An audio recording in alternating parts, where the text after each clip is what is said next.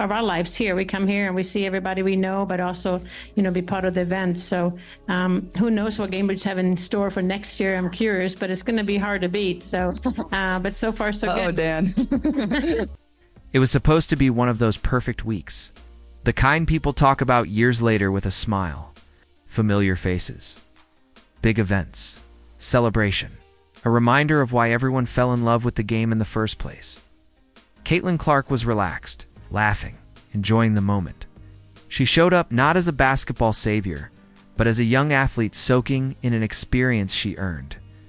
A simple golf event. A harmless appearance. Nothing controversial.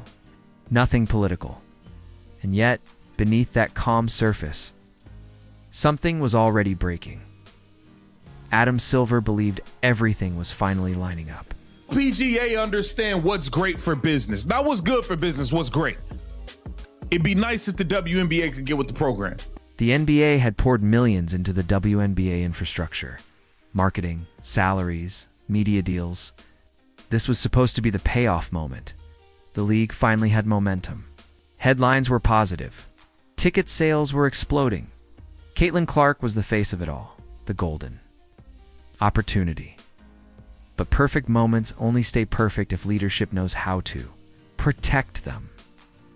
What Silver did not realize yet was that this single week would expose a fracture that had been growing quietly for years. A culture problem. A fear of stars. A resistance to letting one player shine too brightly. Clark did nothing wrong. She showed up. She smiled. She played golf. And that was enough to set off a chain reaction that no one in league leadership was prepared to handle. Because sometimes, the biggest disasters do not begin with controversy. They begin with contrast. And the contrast was about to embarrass an entire league, Adam. Silver did not invest in the WNBA casually. This was not charity. It was a strategy. Over $30 million were funneled into operations, marketing, salaries, arenas, and television exposure. The expectation was simple: growth, stability, long-term profitability. And for a moment, it worked. Viewership surged. Merchandise flew off the shelves. Arenas sold out when Caitlin Clark played. Television networks finally believed they had something special. Sponsors lined up. The narrative changed. Then it started to unravel, instead of protecting their most valuable asset. The league allowed her to be treated like a target. Hard fouls, cheap shots, endless hacking. No whistle, no protection, no messaging, no response. The silence was deafening. Silver started getting uncomfortable calls. Executives were confused. Why was the league allowing this? Why wasn't Clark being marketed aggressively? Why did it feel like her success was being downplayed instead of celebrated? Nike noticed. ESPN noticed. Sponsors noticed. And Silver realized something terrifying. The league he had backed financially did not understand star power. Worse, it seemed afraid of it. Every league dreams of a generational athlete. Someone who pulls in new fans effortlessly. Someone who changes perception overnight. The WNBA finally had that player, and instead of lifting her up, they stood back and watched her take hits. Silver's investment was no longer growing. It was bleeding. Every rookie takes hits. That is part of professional sports. But what happened to Caitlin Clark was different. It was systematic, relentless, and unmistakable. Veteran players tested, for every possession, elbows, shoves, hard fouls nowhere near the ball. And when it crossed the line, officials swallowed their whistles. The message was clear. Survive it yourself. WNBA leadership did nothing publicly. No statements. No enforcement. No emphasis on player safety. No effort to protect the one athlete bringing new eyes to the league. Media coverage followed suit. Her achievements were minimized. Her impact questioned. Praise carefully rationed. Fans noticed. Sponsors noticed. And Silver noticed. Because this was not just bad optics. It was bad business. In every successful league, stars are protected not because they are fragile, but because they are valuable. They drive interest. They create revenue. They keep the lights on. instead. Clark was treated like an inconvenience, a problem to be managed rather than a gift to be embraced. Behind closed doors, executives were asking the same question. Why does this league seem uncomfortable with its own success? That question would soon have an answer, and it would come from a golf course. When Caitlin Clark stepped onto that golf course in Florida, it was meant to be a simple, lighthearted crossover event, a chance for fans to see another side of the rising star. Nobody expected the spectacle, the media frenzy, or the sheer ripple effect that would follow. But from the very first swing, it was clear that something extraordinary was happening. Clark's natural talent shone through instantly. Every swing precise, every putt calculated, every movement magnetic. The LPGA didn't just host her, they elevated her, treated her like the star she already was, and amplified the moment with masterful marketing. Cameras rolled, fans cheered, interviews buzzed across social media, and SportsCenter couldn't get enough. Tiger Woods, one of golf's most revered figures, publicly praised her technique. Nelly Corda welcomed her with open arms, signaling respect from the sports elite. Social media exploded with clips, GIFs, and fan reactions. Merchandise featuring Clark sold out in minutes, and junior programs reported surges in enrollment simply because she had touched the sport. For Adam Silver, watching from his office, the numbers were terrifying and inspiring at once. Golf had managed in one day what the WNBA struggled to accomplish all season. While basketball had let her endure flagrant fouls, the LPGA celebrated her every achievement. While the WNBA stayed silent, the LPGA amplified her presence. Every detail from fan interaction to broadcast coverage was executed flawlessly. The contrast was brutal. It wasn't about favoritism.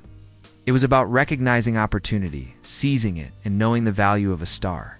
And here was the league that had poured millions into her rookie season, yet had let this once-in-a-generation moment slip through their fingers. Golf had embraced Caitlin Clark, and basketball had failed her. This moment became more than a simple crossover. It was a case study in what leadership, vision, and strategy could achieve and what neglect could destroy. Corporate sponsors are patient, but patience has limits. They invest millions, expecting measurable returns, increased brand visibility, fan engagement, and association with rising talent. When these expectations are ignored, frustration quickly turns into concern. Nike's executives were livid.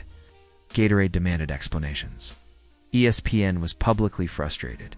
State Farm raised internal alarms. These companies had placed their faith and their money in the WNBA, expecting Caitlin Clark to be the catalyst for long-term growth. Instead, they saw a league systematically suppressing its brightest star. Calls started as polite inquiries, but soon escalated into urgent meetings. Executives asked pointed questions. Why wasn't Clark featured more prominently? Why were marketing proposals blocked? Why was the league so reluctant to embrace her natural popularity? Answers were vague, defensive, and unconvincing. Corporate patience was running out. Then the contracts came into focus. Clauses, obligations, promotional guarantees, they revealed that the WNBA had legal responsibilities it had failed to meet. Suddenly, this was no longer a matter of simple disappointment. It was a potential breach. Sponsors began quietly exploring exit strategies, diverting budgets toward other sports that understood how to leverage talent effectively. The LPGA was a prime example. A basketball player had just made golf more profitable than basketball. Adam Silver realized the gravity of the situation. The league's inaction and mismanagement were no longer just embarrassing. They threatened the organization's financial stability. Major contracts were at risk. Sponsors were starting to question the league's competence openly. The public narrative was shifting. Basketball, which should have been a platform for success, had become a cautionary tale of neglect. What had been a promising rookie season was now a catalyst for financial and reputational disaster. Silver knew he could no longer treat this as a PR problem. The WNBA faced a full-scale financial emergency, and the clock was ticking. The phone calls didn't stop. The emails didn't stop. But what truly terrified Adam Silver wasn't the media coverage, was the paperwork piling up on his desk. Legal notices from sponsors, contract cancellations, withdrawal letters, and urgent requests for explanations made it clear. The WNBA's failure to capitalize on Caitlin Clark's star power had crossed into negligence. State Farm formally invoked a contractual clause allowing them to exit if marketable athletes weren't adequately promoted. Nike demanded not just explanations but refunds for undelivered promotional value. Wilson Sporting Goods began exploring partnerships with professional golf organizations, shifting resources away from basketball. This was not coincidence. It was cause and effect. The LPGA tournament had offered undeniable proof.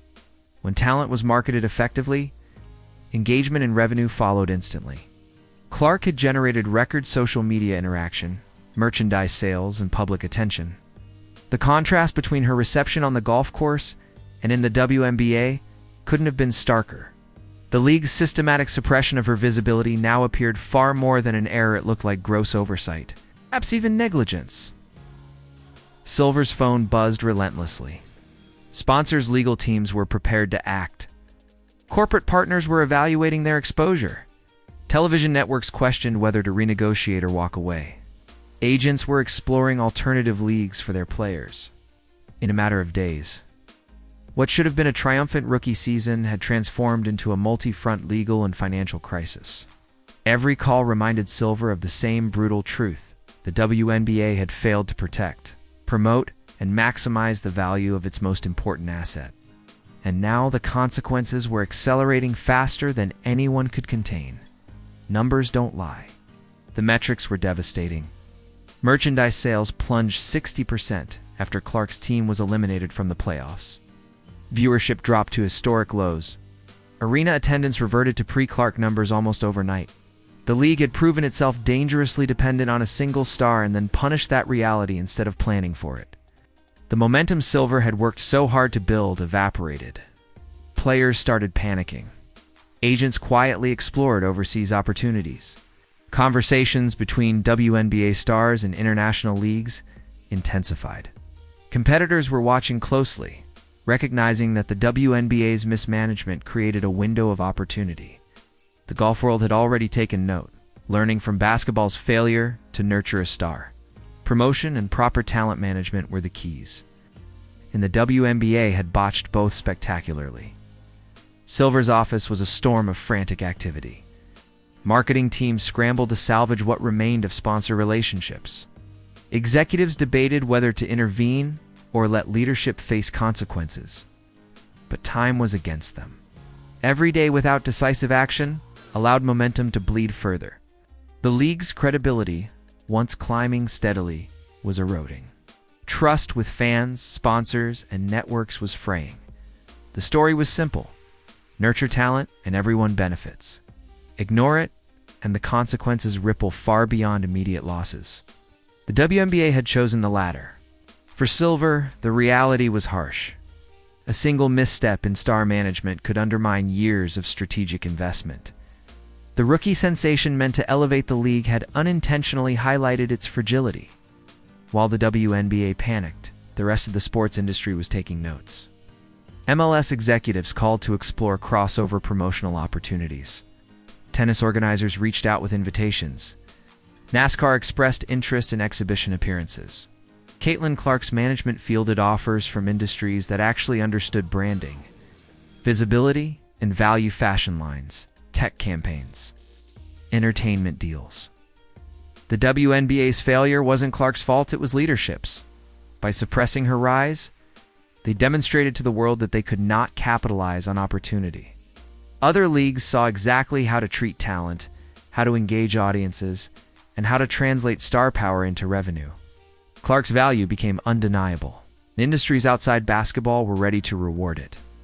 Silver watched with growing unease. Every call and email reminded him of the widening gap between basketball and opportunity elsewhere.